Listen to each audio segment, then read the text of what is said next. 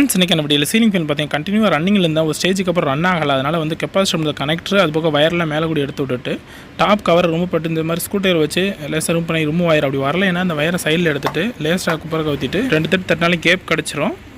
Next வந்து ஈஸியாக அந்த மாதிரி சிம்பிளாக ரிமூவ் பண்ணிக்கலாம். வைண்டிங் போயிருந்தால் வைண்டிங் வந்து எரிஞ்சு போன மாதிரி இருக்கும். இப்போ வந்து மல்டிமீட்டர் யூஸ் பண்ணி கண்டினியூ மோடில் போட்டு செக் பண்ண போகிறோம். ரெட்டுக்கும் எல்லோக்கும் வேல்யூ காட்டுது. பிளாக் தான் ப்ராப்ளம். பிளாக்கை செக் பண்ணும்போது பாருங்கள் வயர் ஒரு மாதிரி எரிஞ்சு போனது மாதிரி இருக்குது. லேசாக இழுத்து பார்த்தீங்கன்னா பாருங்கள் இந்த இடத்துல தான் வந்து நமக்கு வந்து கட் ஆகிருக்கு. அது போக வயரோட கண்டிஷனும் பார்த்தீங்கன்னா வந்து ரொம்ப மோசமாக இருக்கிறதுனால வந்து இப்போ இந்த வயரை வந்து நம்ம பாருங்கள் சேஞ்ச் பண்ண போகிறோம். அது ஈக்குவலான ஒரு வயர் எடுத்துகிட்டு அந்த வயரை ரிமூவ் பண்ணிவிட்டு நியூ வயரை பழைய வயரை இப்படி ரிமூவ் பண்ணுவோம். அதே மாதிரி உள்ள கூடி விட்டு இன்சுலேஷன் வழியாக இந்த மாதிரி உள்ள கூடி விட்டு எடுத்துகிட்டு தேவையான அளவுக்கு அதிகமாக எடுத்துகிட்டு நல்லா டைட்டாக முறுக்கிட்டு பேஸ்ட் அப்படின்னு நல்லா எட்டை வச்சு சால்ட்ரிங் பண்ணிக்கலாம். இந்த வீடியோ டீட்டெயிலாக பார்க்கணுங்க டிஸ்கிரிப்ஷனில் கமெண்ட்டில் லிங்க் கொடுத்துருக்க வேண்டிய செக் பண்ணுங்க. ஸோ கோமன் பிளே சம்மந்தமான வீடியோக்கு நம்ம சேனலில் சப்ஸ்கிரைப் பண்ணுங்க. இப்போ பாருங்கள் சால்ட்ரிங் பண்ண பிறகு ஃபைனலாக வந்து 3 வயருக்கு வந்து மல்டிமீட்டர் யூஸ் பண்ணி கண்டினியூ மோட் செக் பண்ணும்போது பாருங்கள் வேல்யூ காட்டுது. ஸோ வீடியோ எப்படி செலக்ட் பண்ணிங்க. தேங்க்யூ.